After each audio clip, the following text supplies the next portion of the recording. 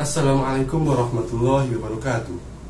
Dewan juri yang terhormat serta jajaran panitia perlombaan debat Perahu 2020, terima kasih telah memberikan tempat kepada kami untuk menyampaikan pikiran-pikiran kami, tentunya di tengah masa pandemi COVID-19 yang memaksa kami menyampaikan pikiran-pikiran kami secara daring dari tempat kediaman masing-masing. Di sini kami akan menyampaikan beberapa argumen untuk menanggapi mosi perdebatan yang telah ditentukan dengan judul Indonesia belum siap menerapkan new normal. Kebijakan new normal ternyata tidak seluruhnya diterima oleh masyarakat Indonesia. Terdapat sebagian kalangan masyarakat Indonesia yang beranggapan bahwa diterapkannya kebijakan new normal akan menimbulkan dampak negatif dan dinilai tidak tepat dalam penanganan COVID-19. Maka dari itu, inilah alasan mengapa mosi debat dengan judul Indonesia belum siap menerapkan new normal ditentukan dalam ajang perlombaan ini. Dewan juri yang terhormat, sebelumnya izinkan saya memperkenalkan diri saya beserta dua rekan tim saya yang nantinya akan menyampaikan argumen-argumen untuk menanggapi mosi perdebatan kali ini. Pertama, Anwarul Mu'arif, pembicara yang berposisi sebagai pihak pro terhadap mosi debat. Selanjutnya, Angga Saputra, pembicara yang berposisi sebagai pihak kontra terhadap mosi debat, dan saya sendiri, Faik Muzaffar Syah, pembicara yang berposisi untuk menyampaikan konklusi jalannya perdebatan kali ini. Untuk mempersingkat waktu, langsung saja dipersilahkan terlebih dahulu kepada pembicara yang berposisi sebagai pro terhadap mosi debat kali ini untuk menyampaikan argumen-argumennya. Dilanjut dengan pembicara yang berposisi sebagai pihak kontra terhadap mosi debat, dan terakhir pembicara yang berposisi untuk menyampaikan konklusi dari perdebatan kali ini. Gus Pupudi Suprimari, Dewan juri yang kami hormati dan rekan berdebat yang kami banggakan. Saya sebagai pembicara dari tim pro pada kesempatan kali ini akan menyampaikan argumen dari tiga perspektif. Yang pertama filosofis, yang kedua sosiologis, dan yang ketiga yuridis. Dewan juri yang terhormat, sebelum itu mari kita definisikan bersama apa yang dimaksud dengan new normal. New normal adalah konsep berperilaku yang menganggap sesuatu yang awalnya tidak lazim dilakukan menjadi suatu kebiasaan yang baru yang biasa dilakukan. Lantas pertanyaan paling mendasar bagi kita, siapkah Indonesia melaksanakan new normal pada masa pandemi dan dengan keadaan masyarakat yang seperti saat ini? Kami dengan tegas menjawab, tidak, Dewan juri yang terhormat. Dewan juri yang terhormat, J.J. Rousseau dalam teori kontrak sosialnya telah mendudukkan bahwasanya negara merupakan representasi dari tiap-tiap kepentingan individu ataupun kelompok masyarakat yang ada dalam suatu wilayah, yang sudah seharus dan sepantasnya lah setiap kebijakan dan arah gerak yang dikeluarkan oleh negara setidaknya merepresentasikan keselamatan, perlindungan, dan keamanan terhadap warga negara.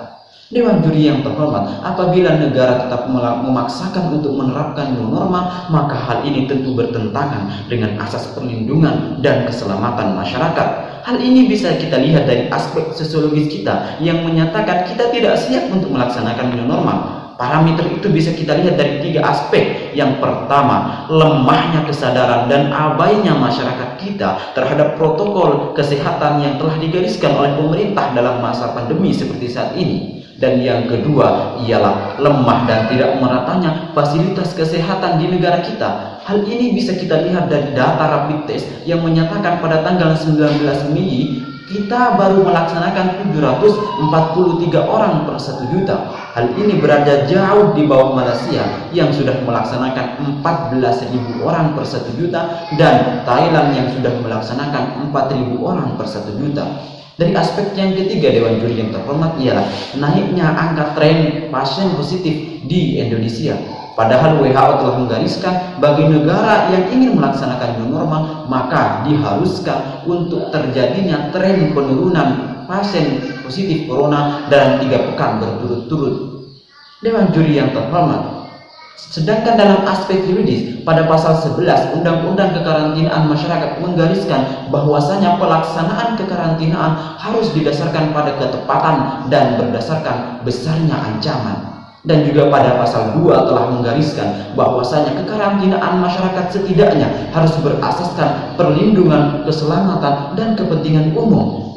Sedangkan jika kita melihat fakta sosiologis yang sudah kami paparkan, tentu hal ini tidak tepat dan tidak sesuai dengan asas perlindungan, keselamatan, dan kepentingan umum Dewan Juri yang terhormat. Karena apabila tetap memaksakan, tentu akan terjadi tren kenaikan angka pasien positif yang tidak berkesudahan Dewan Juri yang terhormat. Maka terakhir kami memberikan solusi, yakni tetap melaksanakan karantina atau PSBB bagi masyarakat yang berada dalam zona hijau dan lebih memperketat bagi masyarakat yang berada dalam zona merah ataupun zona hitam, dan lebih memperketat lagi alur imigrasi dari masyarakat kota ke desa dan dari desa ke kota Dewan Juri yang terhormat. Sedangkan dalam aspek kemiskinan atau aspek ekonomi, maka bantuan sosial yang diberikan oleh pemerintah harus tepat sasaran dan tepat guna.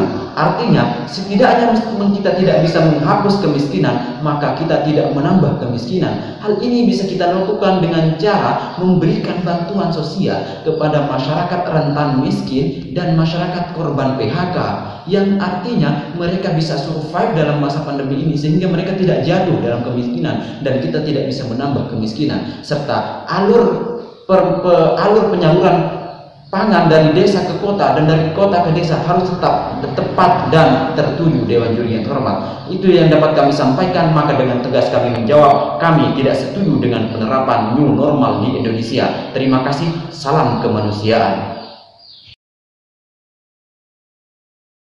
Sumum ius summa injuria, summa lex summa crup.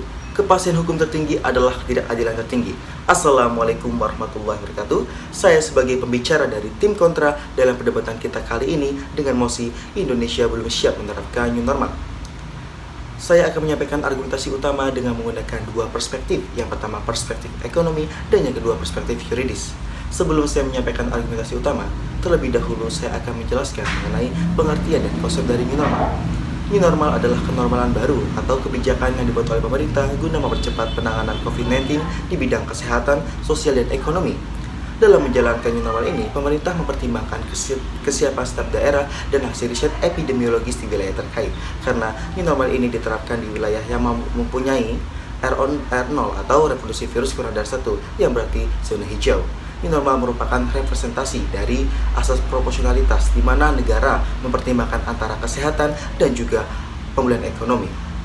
Selanjutnya, dalam perspektif ekonomi, sebagaimana kita ketahui bahwasanya saat ini perekonomian Indonesia sedang terpuruk. Hal ini disebabkan karena adanya kebijakan pemerintah, yaitu PSBB, pembatasan sosial berskala besar, yang mengakibatkan terbatasnya aktivitas masyarakat dan juga aktivitas usaha baik mikro ataupun makro, sehingga banyak masyarakat yang kehilangan mata pencaharian dan juga pekerjaannya.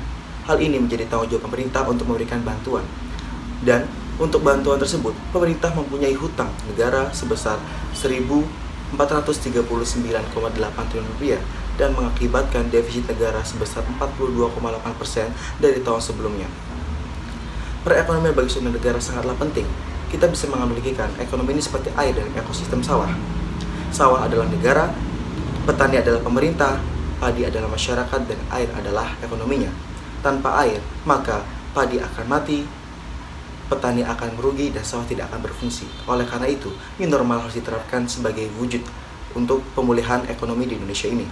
Dalam perspektif yuridis, sebagaimana kita ketahui bahwasanya dalam pembukaan Undang-Undang Dasar Negara Republik Indonesia tahun 1945, salah satu tujuan negara adalah untuk mensejahterakan kehidupan masyarakat.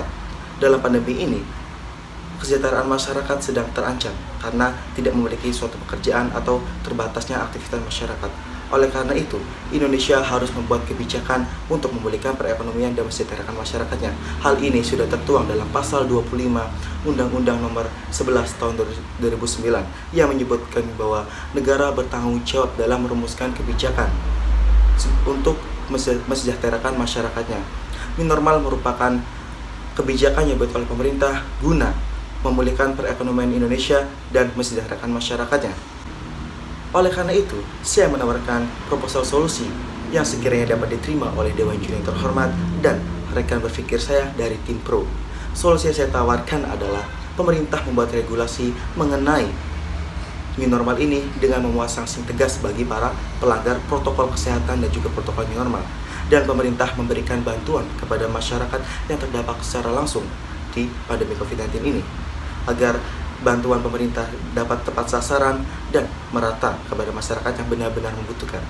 Dengan demikian, perekonomian Indonesia bisa pulih dan penularan virus dapat dikendalikan. Akhir kata, saya ucapkan wassalamualaikum warahmatullahi wabarakatuh. Dewan juri yang terhormat serta rekan-rekan berpikir dari pihak pro dan pihak kontra, telah sampailah kita di ujung perdebatan kali ini. Sungguh luar biasa alur perdebatan pada kali ini dengan menanggapi mosi debat yang berjudul Indonesia belum siap menerapkan new normal. Ada beberapa poin yang hendak saya sampaikan kembali dan saya tekankan mengenai jalannya perdebatan kali ini dari perspektif pihak pro maupun pihak kontra.